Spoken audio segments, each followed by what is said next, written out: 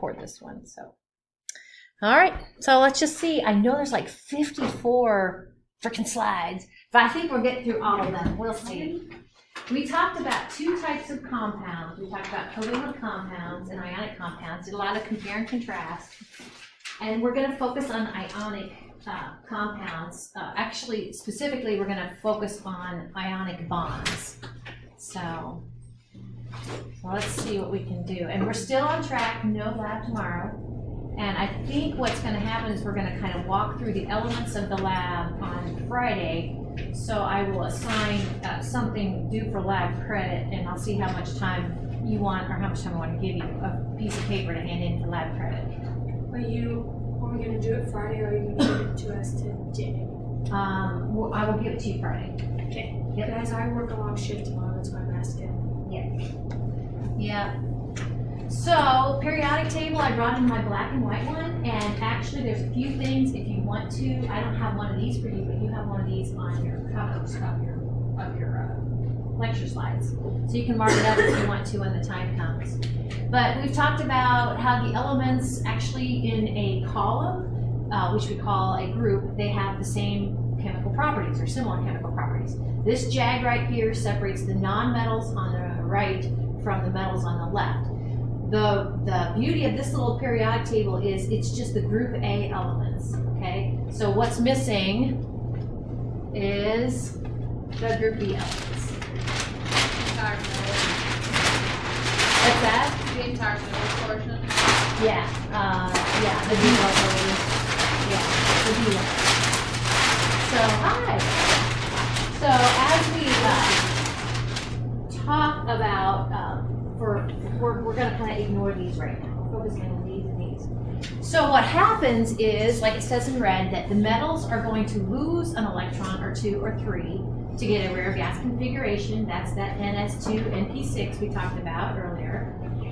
And you can see that these nonmetals are going to pick up an electron, two or three, to become like the rare gases in the period that they're in. Now, if you look at, I hadn't noticed it till just this time, but if you look at, for instance, lithium and beryllium are going to lose one and then two electrons respectively to become, we're going to use the word isoelectronic, to have the same number of electrons as the rare gas in the period before it. Strontium and rubidium and strontium are going to lose one electron, two electron to become like the rare gas in the period before it. So that's kind of setting the stage. These actually are what we call, we're going to talk about Lewis structures later in the course, but these are Lewis electron dot formulas for just the atom. I think we've talked about valence electrons in here, and I said you can come up with the number of valence electrons for the group A elements if you just look at the group number. So if we, for instance, find carbon over here is in the group 4A, so you see 4 dots around it. Nitrogen 5A, 5 dots, oxygen 6A, 6 dots, fluorine 7A, 7 dots, neon 8A, 8 dots. So like this slide says, we can kind of think of this letter of the element representing the nucleus and the non-valence electrons. And this kind of sets us up for a complete octet sort of thing. Okay, so kind of that will help with that. So for instance, if we pick on helium, helium's atomic number 2. Helium, if it's neutral, has 2 electrons, and this would be the Lewis electron dot formula for the element helium. So you guys would probably tell me what that's 1s2, those with 2 electrons. So as I was kind of looking at some of the Alta homework for electron configurations, actually you couldn't do until we talked about ions here. So sorry about that. Some of the part 2 Alta homework will make more sense after we talk about this. So sodium, actually it's a 1A element, so it has the core of a what? Neon atom. And then beyond that core of a neon atom, it has 1 electron in, what is that, 2s? So 2s1, sorry, 3s1. Are you saying neon? Yeah. So it has the core of neon. Yep, so 10 electrons. Beyond neon, it has 1 electron. Yep. So it's going to lose that one valence electron, and it's going to now, once it lost one electron, that's why you see the little plus up there. Actually, we're going to call that a cation because of positively charged cation. And if we now look at how its electrons are configured, we would show actually just helium. Beyond helium, we would show these 8 electrons. So you see this 8 dots. It has now that complete octet after it kicked off one electron. Okay, so that's sodium. Here's fluorine. Now, the nonmetals like fluorine will pick up an electron or 2 or 3. So fluorine is just, I like the nonmetals better than the metals. Fluorine is just 1 electron away from being like neon. Now, keep in mind, for instance, when we're showing fluorine picking up an electron, the heart of a fluorine atom goes what? 9 protons. They're not going nowhere. So it's really a fluorine something. It just picks up, now instead of having 9 electrons, it has 10 electrons. Now it has a -1 charge. And it also has that complete octet, that what we call rare gas configuration, and that's why it does what it does. Sulfur is one group over from fluorine. Sulfur is a 6A element, so you can see the 6 dots around the sulfur, neutral sulfur atom. It's going to pick up 2 electrons to get a complete octet, and in doing so, now it runs around with a -2 charge. So ions, just in general, are something that have an unbalance of protons and electrons. Now, the only thing that can come and go are electrons. The protons are set in stone, so you can't keep that in mind. Monoatomic ions are just one atom that has lost or gained electrons. We've got 2 options here. We can have cations, and if you think of cations, you kind of see the plus there. By the way, these are not cations, these are cations. Okay, so cations are positively charged. That's what our metals are going to do. How come they're positively charged? Well, they have lost an electron or 2 or 3 to get the rare gas, configuration of the rare gas in the period before it. So an anion, that's what our nonmetals are going to do. They're going to pick up an electron or 2 or 3, okay? And in doing so, now they have more negatively charged electrons than they have protons, so they become negatively charged, okay? Cation and anion. So yeah, this is actually what some of the Ulta homework was asking about. We can track those electrons of cations and anions. We can track the electrons that kind of come and go. But what this says is that the metals, 1A metal, 2A metal, and 3A metals, are going to lose all of their valence electrons, and now their new shell, their new valence shell, after they lose their valence electrons, will be N-1. You're going to see an example here in a minute. Okay, so the metals are going to lose electrons. Now keep your wits about you though. When we're looking at the periodic table, this one has the Jag. We've talked about the Jag. This Jag is in red. So the Jag actually is going to make sure we're on the same page that it's aluminum, gallium, indium, and thallium that is a metal. Boron, actually, we can't hang our hat on what boron's going to form, but it's not a metal. Okay, it might be a metalloid. It's definitely not a metal. Okay, so this is where sometimes, and you can't have it for the test, but you can have it study for. I tell students, for the 1A, sometimes students like to put a +1 up there. You could have put a +1, or you could put -1 electron, however you want to do that. But they will end up forming these +1 cations. And so that's not something you have to memorize. That's just something you have to know if you have a periodic table handy. If we go over one group to 2A, they're going to lose their 2 valence electrons and become a +2 charge. 3A, starting with aluminum, and I'm not sure why gallium and indium and thallium didn't make it, but I guess I'm looking at this. Oh, by the way, I can see, and maybe you can't, but in this aluminum box, I see a +3. The gallium box, I see a +3. The indium box, I see a +3. The thallium, I see a +3 and a +1. So maybe that's why it's not listed here. Over here, I see +1s, +2s. That's why it covers this up if we're in here to take a test. Over here, I see, actually, I see minus, well, anyway, we'll get to that. So let's look at how metals, how their electron configurations change as the metals kick off those valence electrons. So sodium is atomic number 11. If I were to add up all these superscripts, I'm looking at 11 electrons.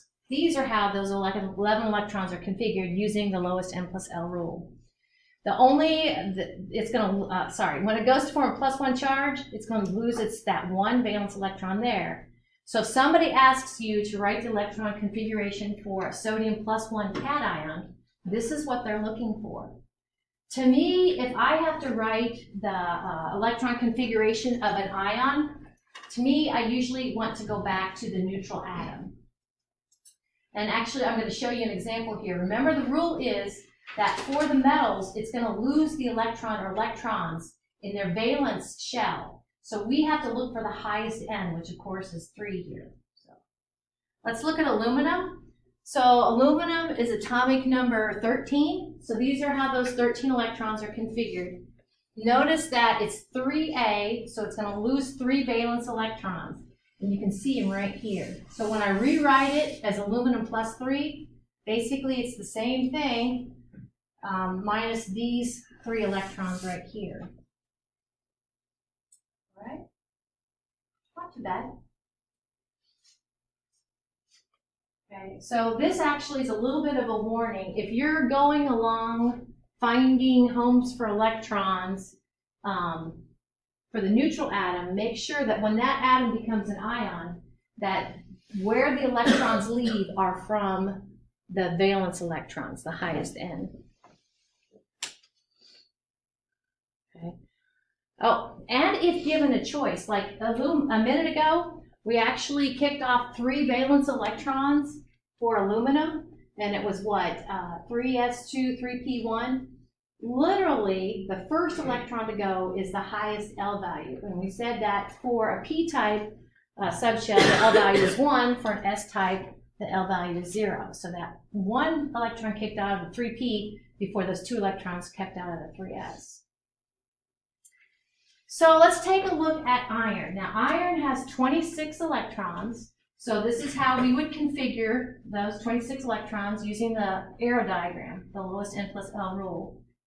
But this is where I told you sometimes it's advantageous to unscramble them, keep the electrons in the same subshell, but move the subshell with the highest n to the end. And it would look like this. So this is the order of increasing n. Only reason to me you'd like to do this is to emphasize the valence electrons are right here. So here, actually, iron can form more than 1 cation. I guess it's just showing 2 up here. So the iron +2 cation is basically the 26 electrons minus 2. Where did those 2 leave from? Well, they left from the valence shell. So if you compare these 2 electron configurations of the iron neutral atom, the iron +2 cation, the things that have left are the 2 electrons in the 4s. So some elements, and actually we're going to have to kind of take this into consideration, especially in the transition elements, some atoms can form more than 1 cation. So there is definitely an iron +3 cation, where of those 26 electrons, now I need to kick off 3. So you're going to see the first 2 go from the 4s. Then I'm going to pick up 1 electron from n is equal to 3, but the highest L. So the highest L value would be D. So 3D, you can see down here, instead of 3D6, it's 3D5. And actually, we talked about how D-type subshells have 5 orbitals, and so actually a D5 is a preferred situation. So it's kind of happy there. So this would be how the 23 electrons for the iron +3 cation. Okay, so switching gears, the nonmetals are going to pick up an electron or 2 or 3. And again, don't forget where your jag is. So for instance, when we're coming over here to like 5A nonmetals, you can't go past the jag. Okay, and actually I think we're thinking arsenic's a metalloid, so these are kind of the nonmetals that we're going to be talking about. So they're going to pick up an electron or 2 or 3 to get the rare gas of the element in their same period. So speaking of 5A nonmetals, so nitrogen and phosphorus are going to pick up 3 electrons, and in doing so now they got 3 extra electrons and they have protons. And so they're going to be a negative free charge. Moving over one group, the 6A, oxygen and sulfur. And then looks, again, I'm not throwing in selenium or tellurium, but oxygen and sulfur will pick up 2 electrons to get that rare gas configuration, become a -2. Our halogens, which are 7A, will pick up 1 electron to get the rare gas configuration of the element in their period. Okay, so I can almost see that better than I can see the metals losing electrons. So these become negatively charged anions. So let's take a look at how the electrons would look behind the scenes. So a neutral chlorine atom has, 17 electrons, okay? And it's right here, and you can kind of see how I've done this abbreviated rare gas notation, spectroscopic notation. Beyond neon, I need to account for 7 electrons. So you see a 3s2 and a 3p5. Okay, so we said that all the halogens are going to pick up 1 electron. So they become a -1 charge, chlorine with a -1 charge. And now its new electron configuration beyond neon, it's actually got that nice 8 electron thing going on. And this is, we kind of had this discussion the other day. If I ask you for the electron configuration of a chloride ion, you really can't just write in brackets argon. You cannot. Because it has to be based upon the rare gas in the period before it. Talk to my husband about that. Okay, even though it is what we say isoelectronic. Once chlorine picked up 1 electron, it is like argon. Nice try. Okay, so let's pick on phosphorus in the same period. So phosphorus is going to pick up 3 electrons. And so if you compare its neutral phosphorus atom, how the electrons are configured, versus the phosphorus or phosphide anion, this is what it looks like. Comparing these two, okay, they picked up 3 electrons. Where did they go? In the 3p, so instead of 3p3, it's 3p6. And, I mean, that all makes sense. I like things that make sense. Not everything makes sense. So as we've been talking, and this is, if you want to put a little star next to it, this is one of my favorite terms that I go to try to put on my Unit 4 exam, but we've been making species, things that are isoelectronic, okay? Whether it's a metal losing an electron or 2 or 3, or whether it's a non-metal picking up an electron 2 or 3. They're becoming like a rare gas. They're getting the same number of electrons, but they have the heart of something else, okay? So for instance, if we pick on, looks like we're picking on neon. This whole list is actually our species, cations and anions, or ions, that have the same number of electrons, 10, and they're configured the same as neon. So we say they are isoelectronic with neon. So what you're seeing up there, you saw nitrogen pick up 3 electrons, become an N-3. Oxygen pick up 2 electrons, O2-. Fluorine pick up 1 electron, and F-1. In the period beyond it, what you're seeing is an aluminum kick off 3 electrons, a magnesium kick off 2 electrons, a sodium kick off 1 electron, and they're all becoming isoelectronic. Okay, it's a wonderful thing. Okay, so we'll be talking more about this on Friday. So this kind of gets to the lab activity that I'm going to have you guys. Not an activity, but a lab worksheet I'm going to have you guys knock out. We now have set ourselves up in good shape to talk about a type of ionic compound called a binary ionic compound. What is that? Basically, you only have 2 elements that are joined together to make a compound. You have a cation and you have an anion. The cation is going to come from your metal. The anion is going to come from your nonmetal. It's like a little game, and actually you could close your eyes, point to a metal, close your eyes, point to a non-metal, and put them together. But when you put them together, they have to have, for the formula of the compound, it has to be what we say neutral. I'll kind of show you what that looks like. The positives and negatives need to cancel out. And to do that, you're going to have a certain number of each cation, each anion. Let's pick on this case. Here we have sodium fluoride. Okay, and we're going to talk about the nomenclature means how you name it. Okay, So the formula for sodium chloride is 1 Na and 1 F. But let's see how that works. So we know that sodium will lose an electron to become +1. Fluorine will pick up 1 electron, become -1. Well, why not have sodium donate its valence electron to the fluorine atom? So then we have a +1 sodium and a -1 fluorine. And I'll grab my pen right quick.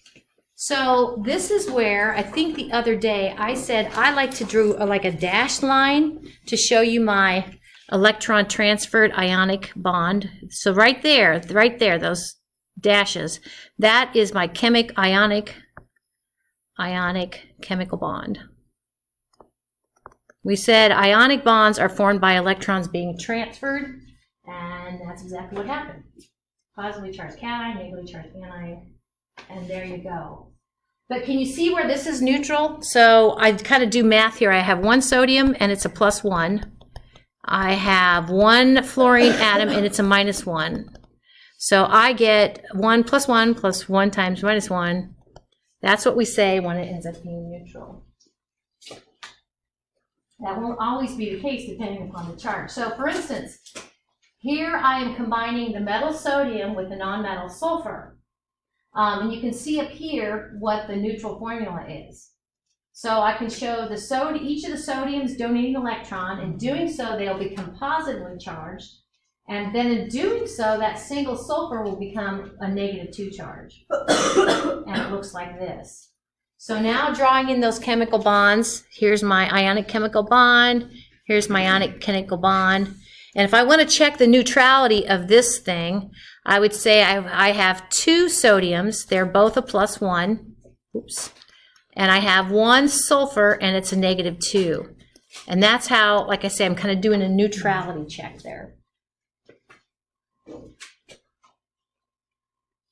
So that's going to be your goal to make, the formula of an ionic compound so it's neutral. And I'm going to show you the crisscross method on Friday, my favorite day. So I kind of feel like we've talked about this already. The other day when we watched a little video with the sodium chloride, we saw the sodium getting smaller because it kicked off an electron, and we saw the chlorine getting bigger because it took in an electron. So cations like sodium will always be smaller than its neutral atom, and anions will always be larger than its neutral parent atom. Okay, and to me, it makes sense. And one of the things, and we're going to dive into this just a little bit more, but I think when we talked about subatomic particles, y'all kind of already knew kind of how an atom is structured. We have the nucleus here, we have protons and neutrons in the nucleus, then we have electrons out here. We watched a video where it kind of showed you a little bit how this electron or electron cloud, how big it is compared to that nucleus. But when we're talking about the volume of an anion or an atom or a cation, the thing that creates the volume, it basically is this electron cloud. So you might find that helpful. So cations, like aluminum, will always be smaller than their parent neutral atom. So the units here are picometers. I love that word, picometers. So we have 118 picometers for the neutral aluminum atom. It loses 3 electrons. Now it's 68 picometers. Sulfur is a nonmetal. In this case, specifically, it's a 6A. It picks up 2 electrons. And you can see that the sulfur anion is bigger than the neutral sulfur atom. So that makes sense. I like things that make sense. So this is kind of telling you, and this will come in handy. But I told you the electron cloud is what kind of gives the volume to an atom or an ion. And there are 2 things going on with that electron cloud. There are the attractive forces that are making the cloud come in. That would be between non-like particles. Negative and positive attract. Okay. Then there are the repulsive forces. Oh, by the way, this is making it smaller. Then the repulsive forces, I'm going to have to go ahead and put another electron out here.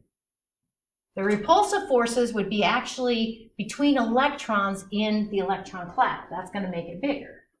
Okay. So we have kind of a fighting battle between the electrons being drawn towards the nucleus and the electrons amongst each other, kind of fluffing each other out.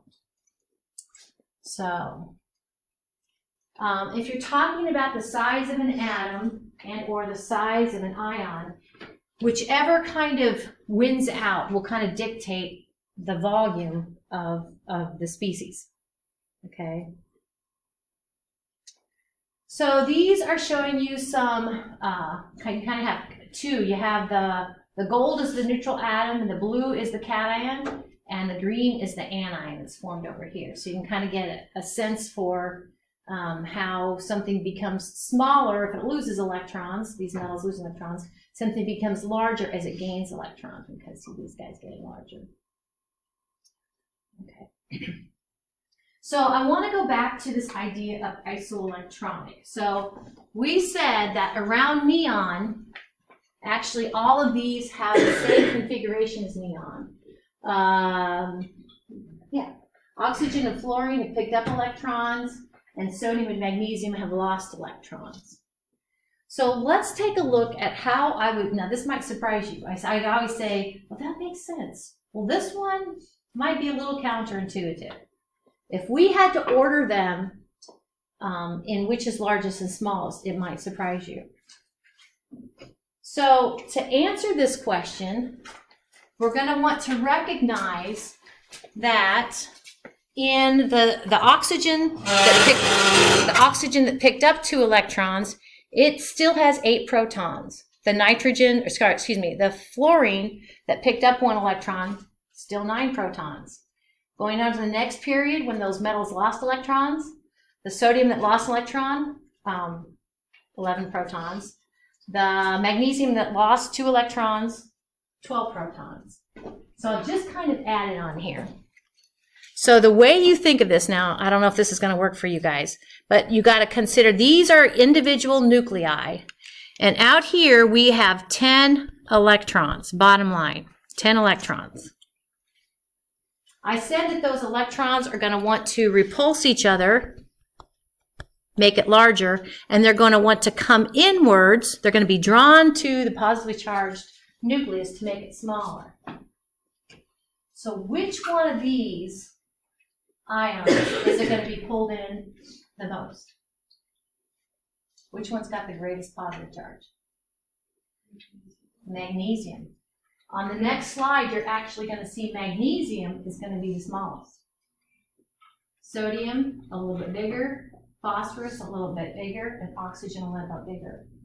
Okay, again, it's a little bit backwards, but when you look at it, it makes sense. Okay, so the smallest is magnesium plus 2 cation, followed by the sodium plus 1 cation, followed by the fluorine minus 1 anion, followed by the oxygen minus 2 anion. It's a little strange, but it's totally true. Most things I say are true.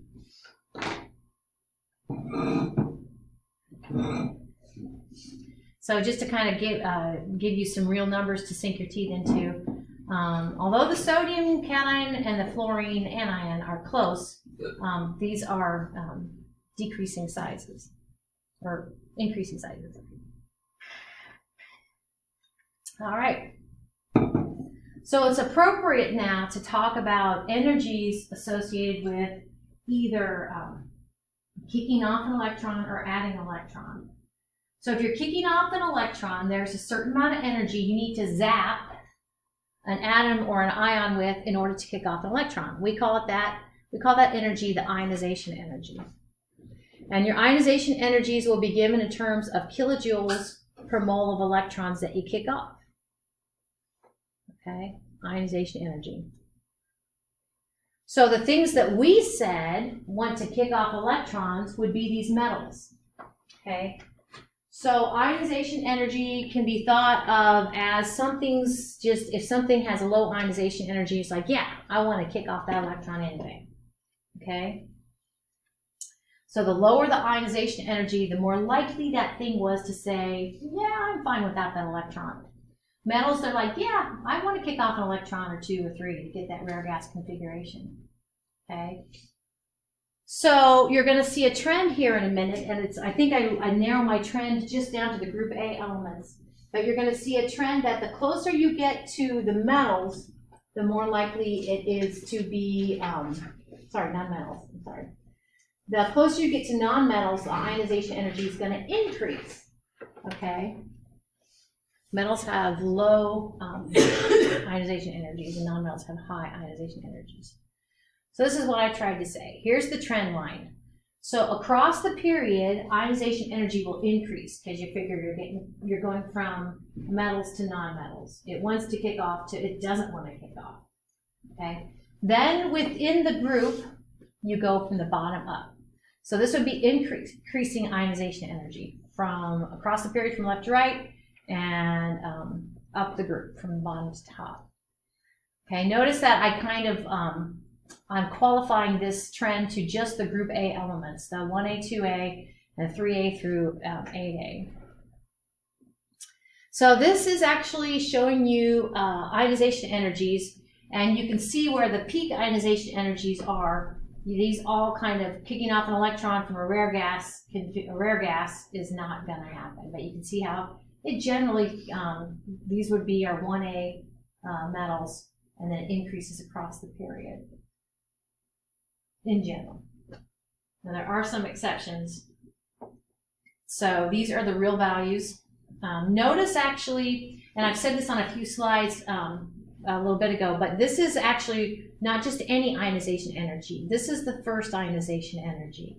I have a slide here to show you that the first ionization energy is where you take a neutral atom and you're kicking off that first electron. Okay. So again, main group elements kind of showing you see the trend generally from increasing as you go from left to right and increasing as you go from the bottom of the group up, generally.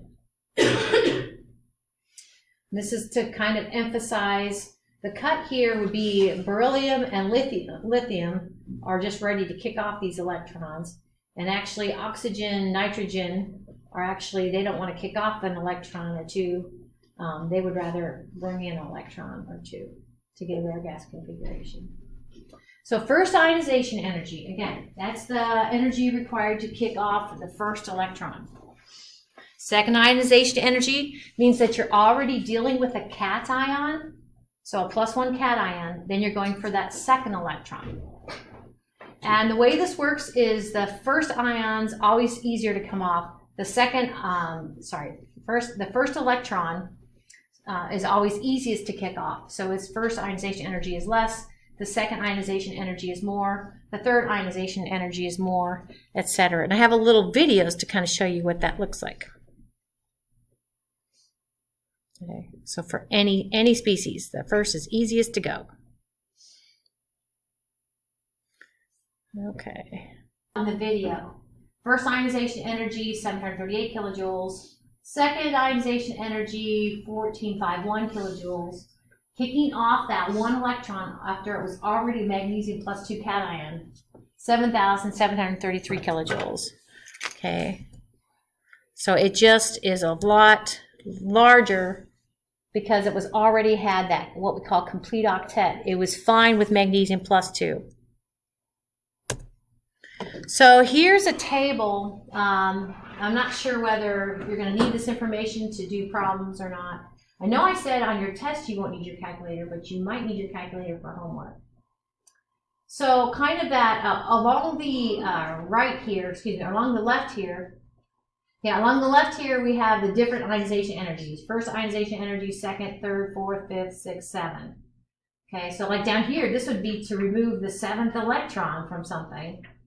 So sodium is a 1A, so you figure it's that second ionization energy that's going to be a lot more than the first ionization energy.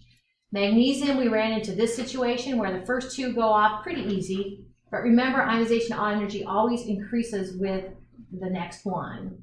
Aluminum will form a +3 charge handily, so the first 3 electrons come off pretty easy. The fourth one, not so much.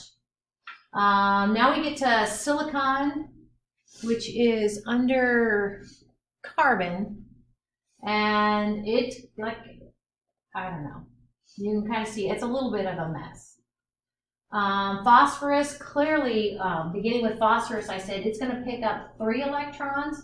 So here you are trying to kick off electrons. Notice how its ionization energy, 1012, is a lot higher than sodium.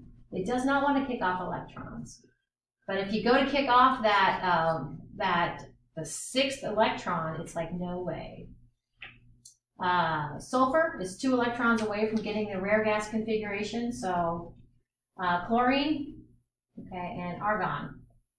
It just doesn't, argon, it's very happy being argon. It already has a complete octet. It doesn't want to gain electrons or lose electrons. So. Okay, the opposite of ionization energy. Ionization energy, pick off electrons. Electron affinity, bring in electrons. Now, when I get to this topic, I always smile because I think I have an affinity for chocolate. That means I love chocolate. Chocolate just finds me, and I find it. Okay? So, electron affinity is kind of like an atom saying, yeah, I like electrons. I'll take a few more electrons. So when we look at metals or nonmetals, it's all about the nonmetals are like, yeah, I can take in a few more electrons or so. Okay? The metals are like, no, I don't want to take any more electrons, and I want to kick off electrons. So with regard to electron affinity, we're going to see that the want to bring in electrons will increase the more you get closer to the nonmetals. Okay? Now this gets a little, I'll try to kind of talk you through it, a little bit complicated with regard to sign. Here's the problem. We have electron affinities that are positive and negative. Now in Unit 3 on thermodynamics, we talked about how negative delta H's are exothermic, negative delta H's. So negative, actually electron affinities are a favorable thing. If the energy change is negative, that's a good thing, okay? If your electron affinities are positive, that means you have to work to make it happen, okay? So kind of keep that in mind, right? If your energy change is positive for electron affinity, you had to work to make that thing accept electrons. So here's some more arrows. Again, just taking the group A elements, so just those 8 groups, gather the 2A, up to the 3A, take out the transition elements, the B elements. Notice electron affinity has the same trend as ionization energy, but in this case, electron affinity needs want. So what I want. So the desire for something to pick up electrons increases across the group, increases from left to right across the period, and electron affinity then increases within a group from the bottom up. Okay? So notice that you might see, here in a minute you're going to see some real, EA stands for electron affinity. Here in a minute you're going to see some real electron affinity values. Just keep in mind that the more negative it is, the more favorable it is. It's like, dang, it's like how eating chocolate makes you happy. Okay? That's an exothermic sort of thing. So electron affinity, like I said, it's kind of opposite ionization energy. Electron affinity can be thought of as an atom's want to take in electron 2 or 3. So the higher the electron affinity, which might be a more negative number, then the easier it is for something to acquire electrons, okay? And like I said, metals don't want electrons, they want to kick electrons off.